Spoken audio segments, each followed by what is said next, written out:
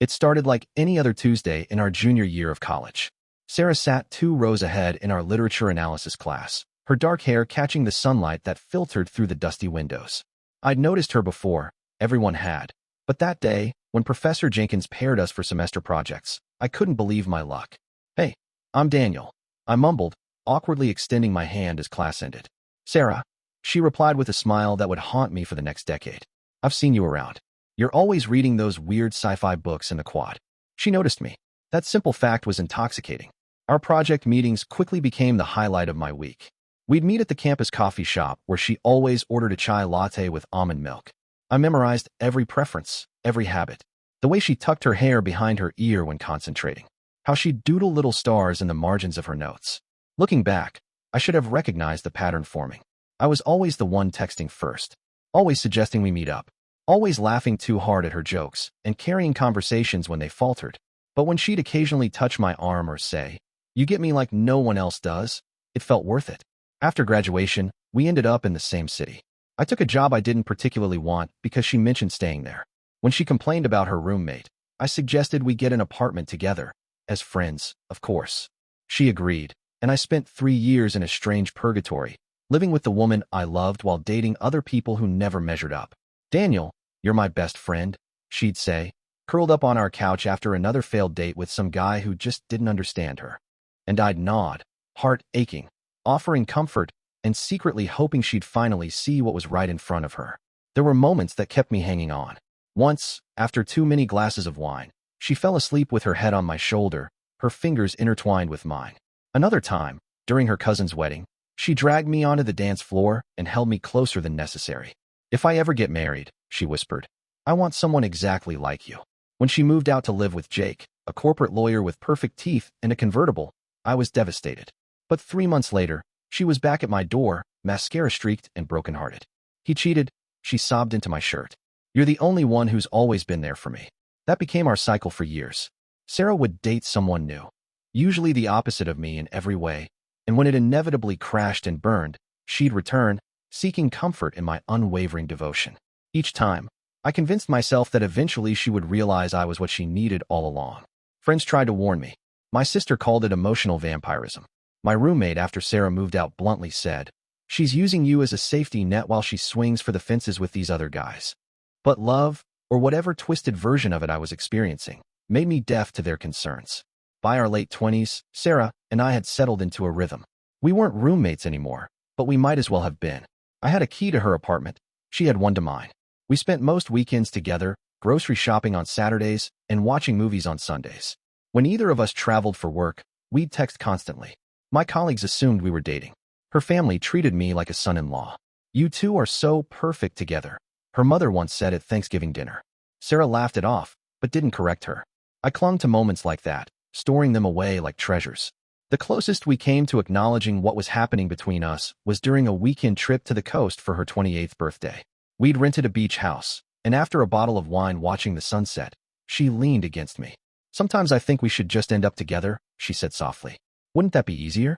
We already know all the worst parts of each other." My heart nearly stopped. "Maybe we should," I replied, trying to keep my voice casual while my pulse thundered in my ears. She looked at me for a long moment, and I thought this was it, the moment everything would change. Then she smiled sadly and said, "But where's the passion in that? We're too comfortable." I nodded as if I understood, as if being too comfortable with someone you care about was a legitimate reason to keep searching elsewhere. Later that night, I lay awake listening to the waves, wondering what passion looked like to her, since apparently my years of devotion didn't qualify. Still, I stayed. When she dated a musician who lived in his van, I helped her pack care packages for him.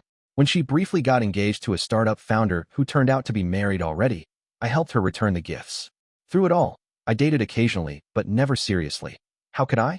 Sarah occupied the emotional space where any meaningful relationship would need to grow. At 32, I got promoted to senior editor at the publishing house where I worked. Sarah threw me a surprise party, inviting everyone important in my life. Late in the evening, after most guests had left, she hugged me tightly. "I'm so proud of you," she whispered. "You deserve everything good." "Including you?" I asked, emboldened by champagne and success. She pulled back, laughing as if I'd told a joke, but her eyes held something unreadable. "Oh, Danny, you know I love you."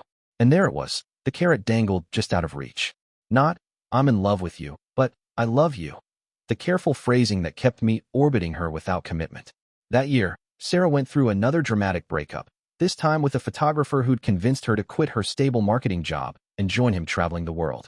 When his funds ran out 3 months later, she returned, humiliated and unemployed. I let her stay with me while she regrouped, set up job interviews, and listened to her tearful recriminations about men who couldn't be trusted. Except you, she'd add. You're different. I thought being different was a compliment until I realized it was actually a classification, a way of separating me from the men she actually desired. I was safe, reliable, the emotional support human who would never abandon her, but whom she would never truly want. Still, when she kissed me one night after I'd cooked her favorite meal, I let myself believe again. It felt different this time, more real, less like she was settling. For 3 blissful months, we were actually together. She introduced me as her boyfriend. We talked about the future. I started looking at rings. The proposal wasn't spontaneous. I'd planned it meticulously, a private dinner at the restaurant where we'd celebrated finishing our college project 10 years earlier. I'd arranged for the same corner table, convinced the chef to recreate a dish they'd removed from the menu years ago, but that Sarah had loved. I even invited her parents to be waiting at my apartment afterward for a surprise celebration. The ring was my grandmother's, reset with a modern band that matched Sarah's style. My hands trembled as I slid the small velvet box into my jacket pocket that evening.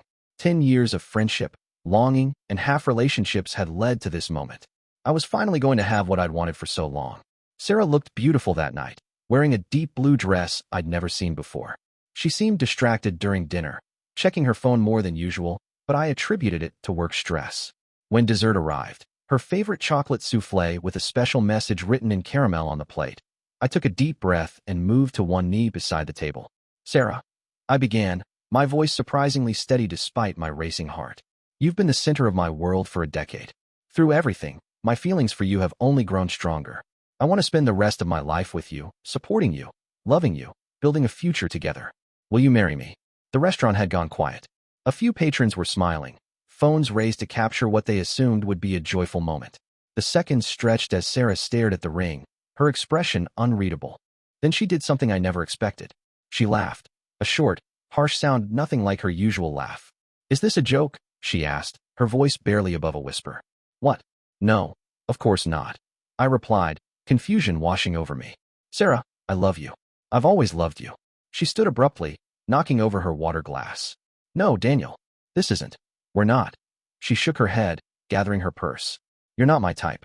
You've never been my type. I thought you understood that. When I reached for her hand, she pulled away sharply. The slap came so suddenly, I didn't register it until I felt the sting on my cheek and heard the collective gasp from nearby tables.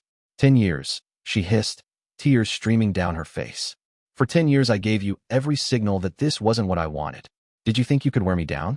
That I'd eventually settle for you because you were persistent? She stormed out, leaving me kneeling in a puddle of ice water, holding a ring she never wanted, surrounded by strangers whose pity was palpable. I learned later that she'd met someone new, a surgeon she'd been secretly seeing for weeks. She'd planned to tell me that night at dinner. My proposal had merely accelerated the inevitable conversation. Her final text message came 3 days later. I'm sorry for how things ended, but I'm not sorry for being honest. You deserved someone who wants you the way you want them. That was never going to be me. 10 years. A decade of my life revolving around someone who had always seen me as a placeholder, a safety net, a backup plan. The most painful part wasn't losing Sarah. It was realizing I'd never really had her. And in dedicating myself to this one-sided relationship, I'd lost countless opportunities to find someone who might have genuinely loved me back. They say time heals all wounds. I'm still waiting to discover if that's true. But I've learned one thing with absolute certainty. Love isn't supposed to hurt this much for this long. Real love, mutual love, doesn't make you smaller or keep you waiting. It doesn't string you along with maybes and somedays. I don't hate Sarah, but I'll never waste another decade hoping someone will change how they feel about me. Some lessons are too expensive to learn twice.